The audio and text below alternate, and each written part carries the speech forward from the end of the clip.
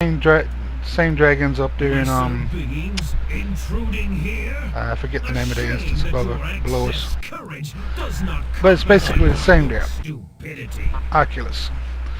But there's a couple catches. If you look far to your right, there's going to be a shield icon.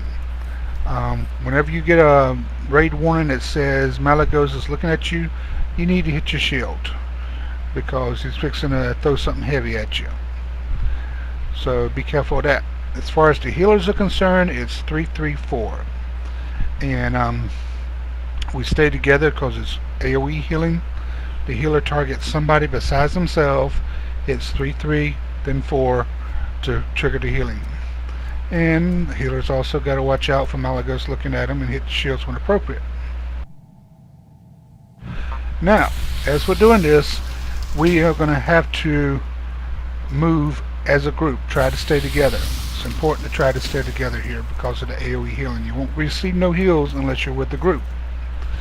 But as we're fighting him, he's going to send out big static balls, and that means move over.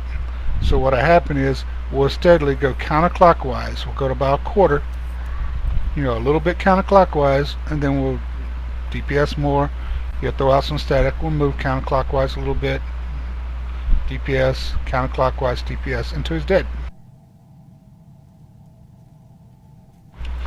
So everybody understand what's going to happen? When we go on to ride the dragons, are they going to be the appropriate dragons for us, or do we have to pick the appropriate one? All of them have the same abilities. Oh, I got you. Cool. 'Cause that's one thing I hated about Oculus. 1 and 2 are the DPS, 3 and 4 are the heals. Intruding here. A shame that your excess courage does not compensate Okay, for we your got that covered. stupidity. Most common mistakes is number 1, stand in front of the dragon as he's being pulled back out to the edge. Next most common mistake is to aggro the mobs before the tank establishes aggro and then get beat down by them in the second phase. And by far most common mistake is not staying together and working around steadily counterclockwise during the third phase. It's very important during the first phase that y'all pull down those sparks, because the more we DPS them during that phase, the less we have to DPS them during the third phase.